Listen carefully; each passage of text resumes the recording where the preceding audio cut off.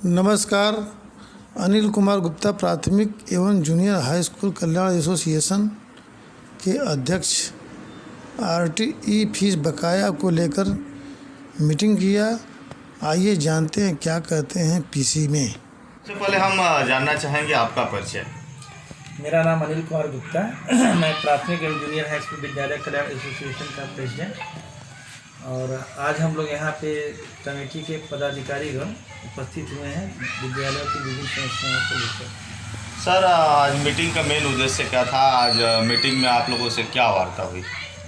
आज मीटिंग का मेन उद्देश्य ये रहा कि काफ़ी दिनों से आरटी को लेकर 2015-16 से सरकार प्राइवेट स्कूलों में आरटी के तहत 450 रुपये पर मंथ देकर गरीब बच्चों को उन स्कूलों में शिक्षा दिलवाता है जहाँ पे मान्यता प्राप्त हो या एडेड विद्यालय हो, और उसके बाद उनका 12 महीना का जोड़कर 5400 रुपया भुगतान पर बच्चे के हिसाब से सरकार करती है। सर, कहीं ना कहीं आज स्कूल की जो मीटिंग रखी गई है, कुछ लोग कहते हैं कि सरकारी स्कूल में पढ़ाई अच्छी होती है और कुछ लोग प्राइवेट स्कूल में कहते हैं पढ़ाई अच्छी होती है। आपका क्या मानना है? देखिए, एक चीज़ तो आप जान जाइए कि प्राइवेट स्कूल में पढ़ाई इसलिए हम कहते हैं कि अच्छी होती है क्योंकि प्राइवेट स्कूल के टीचर भी और प्राइवेट स्कूल वाला भी वो जानता है, प्रबंधक प्रिंसिपल, कि हम अगर अच्छी शिक्षा नहीं देंगे तो हमारे विद्यालय में अभिभावक कभी भी अपने बच्चों का प्रवेश नहीं कराएंगे।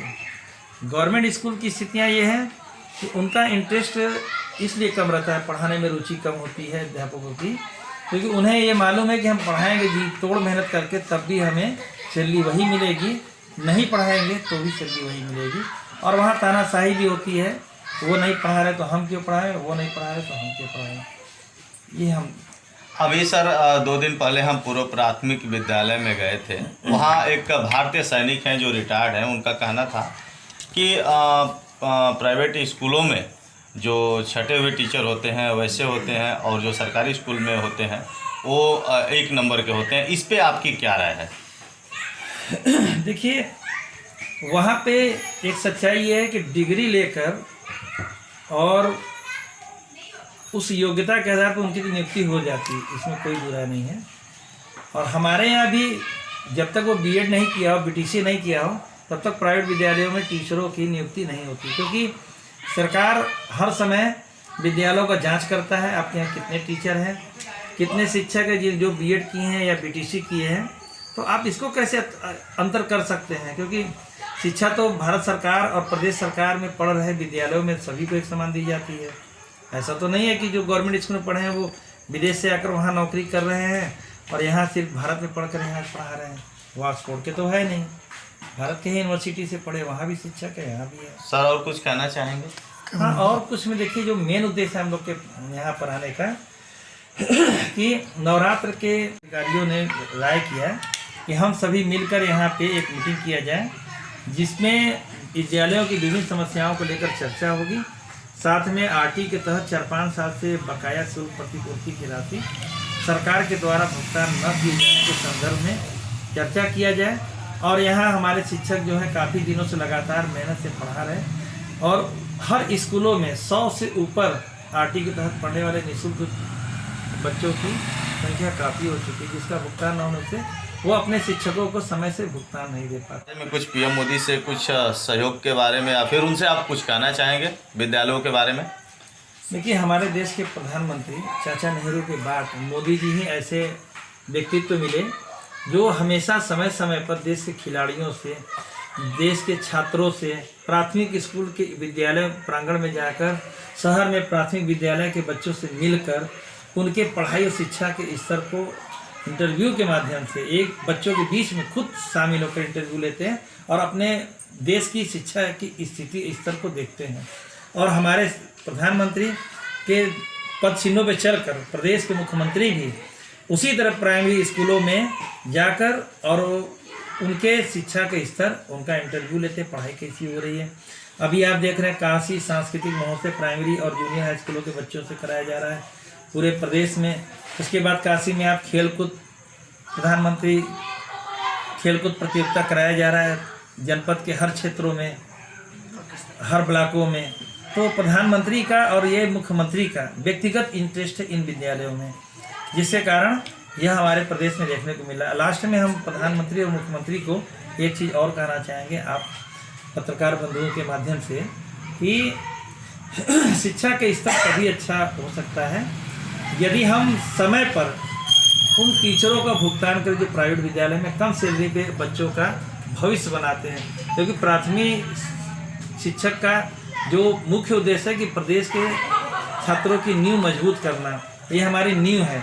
यहीं से बच्चे जो है पढ़ना लिखना प्रारंभ करते हैं और उनकी रुचि उसी में बढ़ती है। अगर यहाँ मनोबल टूट जाता है या भटक जाते हैं तो आगे की शिक्षा जो है वो प्राप्त नहीं कर पाते हैं। Thank you sir. तो आरटी के संबंध में जो मीटिंग आप किए हुए हैं जी, तो उसका क्या मामला, उसके मामले में भी बताइए आप। इसमें हमारा और हमारी कमेटी के पदाधिकारियों का जो मुख्य बात यही है कि हम प्रदेश सरकार से चाहते हैं कि जो वो पार्ट में पेमेंट करते हैं तो पार्ट में न कर कम से कम साल में 2 बार जो है भुगतान करें और साथ ही मार्च तक पूरा सत्र का बकाया हिसाब चुकता करें, ताकि हम भी अपने यहाँ टीचरों को चुकता कर सकें। लगभग बनारस का कितना भुगतान बाकी होगा?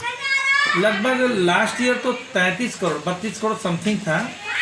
अभी इस साल जितनी फाइल जमा होगी उन्हीं का बकाया राशि जोड़कर हमारे बेसिक शिक्षा अधिकारी बताते हैं। वैसे टोटल तो 54 करोड़ है, लेकिन बेसिक शिक्षा अधिकारी जितने लोग अपना डिमांड जमा करते हैं बकाया राशि का, उसको जोड़कर वो अमाउंट बताते हैं, तो वो 32 करोड़ कुछ रुपया यानी 33 करोड़ के आसपास था। अब आइए, धन्यवाद। वो आगे जानना चाहेंगे। मेरा नाम प्रदीप कुमार जायसवाल और मैं बीत विहीन प्राइमरी जूनियर स्कूल एकता संघ का संरक्षक हूँ।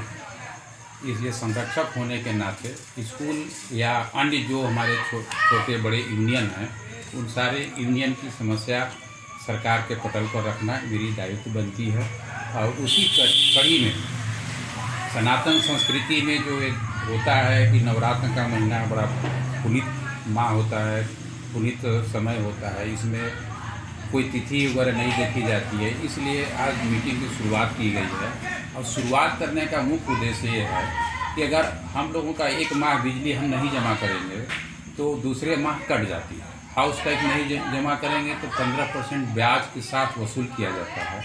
लेकिन विद्यालय वालों का 5 साल से बकाया उत्तर प्रदेश की सरकार नहीं दे रही है। अगर दे रही है तो 20% 30% दे करके मतलब ऊँट के मुंह में जीरा के समान काम कर रही है। मैं इस सरकार की इस पॉलिसी की घोर निंदा करता हूँ। इसलिए निंदा करने का काम है कि जिस शिक्षा जगत एक ऐसी है कि राष्ट्र का धरोहर या राष्ट्र के उत्थान का जो पहला कड़ी है शिक्षा से ही होता है।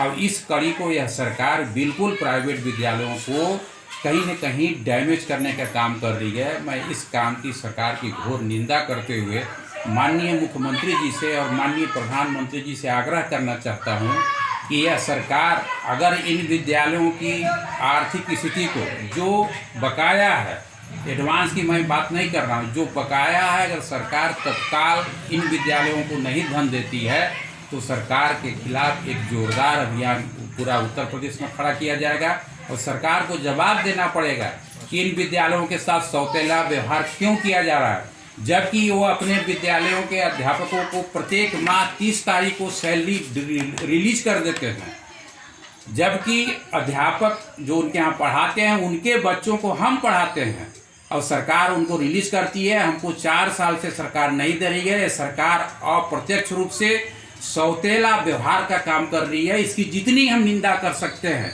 जितना हमारा यूनियन निंदा कर सकता है, वो उतना निंदा के पात्र हैं कि अगर एक मजदूरे को अगर 1 दिन की दिहाड़ी नहीं दी जाएगी तो वह मजदूरा दूसरे दिन काम करने के लिए नहीं आता है। सरकार 4 साल से आपको क्या नहीं दे रही है? आरटी का जो गरीब बच्चों को सरकार जबरदस्ती एडमिशन दिलवाती है मेरे यहाँ, और एडमिशन लेने के बाद सरकार इस साल उस साल मुलायम सिंह अखिलेश की सरकार में कुछ पैसे मिले थे, पिछले साल 4 साल के बाद 30% धनराशि हम लोगों को दी गई। आखिर हमारे साथ ऐसा व्यवहार सरकार क्यों कर रही है? सरकार को जागने की ज़रूरत है, नहीं तो उपचुनाव के तरह चुनाव में इनको सरकार के औकात का पता चल जाएगा कि प्राइवेट विद्यालयों के साथ अन्याय करने का परिणाम क्या होता है। Thank you sir, thank you. RT fees बकायों को लेकर प्राइवेट स्कूल काफ़ी चिंतित एवं परेशान है। यदि उनका भुगतान समय से मिल जाता तो इन स्कूलों का दिन फिर जाता, क्योंकि इनको हर महीने सैलरी देनी है और उसी फीस से अपने और सारे व्यवस्था करनी है। नमस्कार, मैं गोपाल, GP न्यूज़।